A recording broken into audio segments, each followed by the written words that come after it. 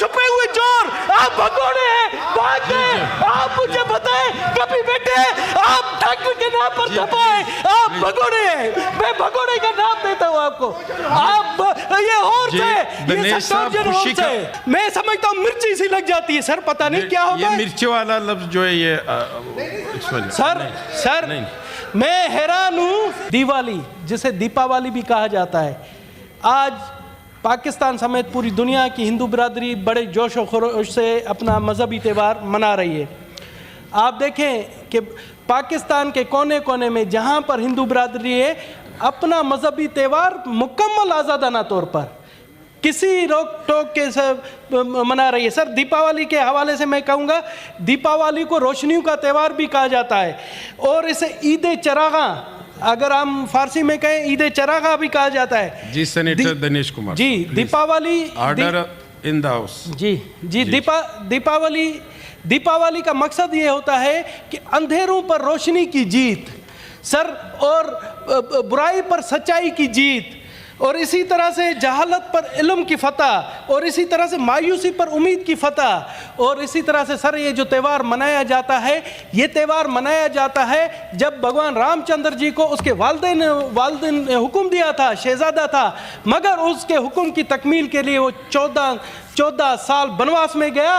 और ये मैं बताऊं कि इस बनवास के दौरान उन्होंने बलोचिस्तान के जंगलात में भी वो आए थे जहाँ पर हिंगलाज माता का तीर्थ आस्थान है। सर ये एक हिंदू बिरादरी के लिए बहुत बड़ा त्यौहार है। सर मुझे बड़ी खुशी हुई, सब मेरे नून लीग के दोस्तों सुनो, मुझे बहुत बड़ी खुशी हुई कि परसों मोहतरमा मरियम नवाज साहिबा ने हिंदू बिरादरी से मिलकर ये त्यौहार मनाया। मैं समझता हूँ उनको, मैं दिल की गहराइयों से, मैं उनकी पार्टी से ताल्लुक नहीं रखता, मगर उनको दिल की गहराइयों से मुबारकबाद देता हूँ कि पंजाब में, सिंध में ये त्यौहार पुरजोश तरीके से हुकूमती लेवल पर मनाया जाता है, बलोचिस्तान में ये त्यौहार हुकूमती लेवल पर मनाया जाता है। मगर आज मोहतरमा मरियम नवाज ने इसकी इब्तदा पंजाब से की, जिसके लिए पूरे पाकिस्तान की हिंदू बिरादरी और पूरी दुनिया की हिंदू बिरादरी उनकी शुक्रगुजार है सर। और उन्होंने जिस तरह से मजहबी हम आहंगी का पैगाम दिया, मैं बहुत ही खुश हुआ कि हमारी लीडर हैं। मैं समझता हूं मरियम नवाज को आज से मैं अपनी लीडर मानता हूं सर। इसी तरह से जिस तरह से बलूचिस्तान में ये दिवाली का या क्रिसमस का या कोई भी दूसरे त्यौहार होते मनाए जाते हैं, मैं समझता हूं मुझे आज अफसोस हो रहा है कि हमारे अगर पीटीआई के दोस्त बैठे हुए हैं तो गंडापुर साहब को भी ये हिदायत दें कि वो अक़लियतों के त्यौहार मनाएं और मैं उनको भी फिर लीडर मानूंगा। मगर अफसोस है, क्या मुझे सख्त अफसोस हो रहा है, मुझे अफसोस हो रहा है। क्यों उधर आप, जब मुझे मेरी सीट है आप मुझे डिटेक्ट नहीं कर सकते हो। आप जो है ना हमेशा आपने हमेशा ये खिलाफ किए। मैं जब कह रहा हूँ मैं कह रहा हूँ क्यों नहीं, मैं कह रहा हूँ आपकी जरूरत नहीं। आप छुपे हुए, आप चोर हैं, छुपे हुए चोर, आप भगोड़े हैं, भाग गए। आप मुझे बताएं कभी बेटे आप डॉक्टर के नाम पर छपाए, आप भगोड़े हैं। मैं भगोड़े का नाम देता हूँ आपको। आप ये और से खुशी का सर खुशी का है। मैं तो इन्हें कह रहा हूँ, मैं कह रहा हूँ गंडापुर साहब मनाए, मैं उनको भी लीडर, इनको पता नहीं क्या, मैं समझता हूँ मिर्ची सी लग जाती है सर, पता नहीं क्या होता है। मिर्ची वाला लफ्ज जो है ये सर मैं हैरान हूँ दिनेश साहब, आप बात करें। खुशी का मौका है सर, खुशी का मौका है, मगर मुझे समझ नहीं आता है डॉक्टर साहब को क्या तकलीफ है। मैं खुशी के मौके पर बात कर रहा हूँ, डॉक्टर साहब को पता नहीं डॉक्टर साहब किस मिर्चें लगी हुई हैं। आप अपने टाइम पे इस तरह नहीं होगा जी सर। जिस टाइम आप इनका सर डॉक्टर साहब आप बात करें दिनेश साहब, मीठी गल्ले करें। जी सर, मैं यही कह रहा हूँ, मैंने यही कहा कि मैं गंडापुर साहब से रिक्वेस्ट करता हूँ कि वहाँ भी मिनॉरिटी है, अक़लियतों को बुलाकर एक केक काटने में कोई हर्ज नहीं होता। तो मेरा पता नहीं डॉक्टर साहब यहाँ नहीं समझे, मैं यही मेरी उनसे रिक्वेस्ट है कि 3 सूबों ने जब वहाँ दिवाली का फंक्शन मना रहे हैं तो चौथा सूबा भी शामिल होना चाहिए। जनाब आला, वो मैं सियासत में नहीं जाना चाहता हूँ। प्लीज प्लीज जी, सियासत में नहीं जाना चाहता हूँ। जनाब आला,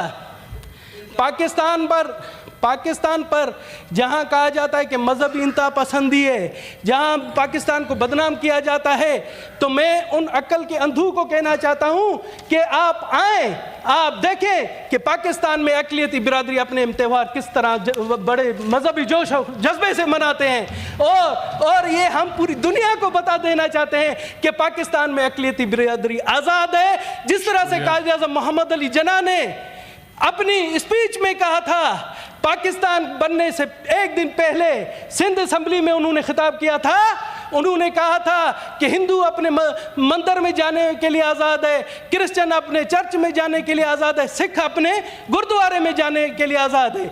आज वो अमली तौर पर साबित हो रहा है सर। और इस चीज़ में समझता हूँ कि बैनुल मज़ाहिब हमायंगी की मिसाल आपको इस तरह, जिस तरह से पाकिस्तान में और स्पेशली मैं कहूँगा सूबे बलूचिस्तान में जो मजहबी हमायंगी है, उसकी मिसाल पूरी दुनिया में आपको कहीं नहीं मिलेगी। आप देखें कि हिंगलाज माता का मंदिर है, वहाँ पर सिंध और पूरे पाकिस्तान से तक सालाना 10 लाख यात्री आते हैं और वहाँ पर कभी किसी ने शिकायत नहीं की, पुरअमन तरीके से अपनी मजहबी इबादत करते हैं। सर, इससे बड़ी मजहबी और आज़ादी क्या हो सकती है? जनाब आला, थोड़ा सा मैं आता हूँ कुछ गलत लोगों के जहन में है। मुझे अफसोस होता है कि कुछ पढ़े लिखे लोग जो जब बातें करते हैं, सर मुझे जाहिलों से परवाह नहीं, जो कभी कभार मुझे अफसोस होता है पढ़े लिखे लोग, जब इंडिया और पाकिस्तान का मैच होता है तो मुझे एक दोस्त है यहाँ पर, मेरा कुलीग है, बोलता है दिनेश कुमार आप तो इंडिया की हिमायत कर रहे होंगे, पाकिस्तान और इंडिया का मैच।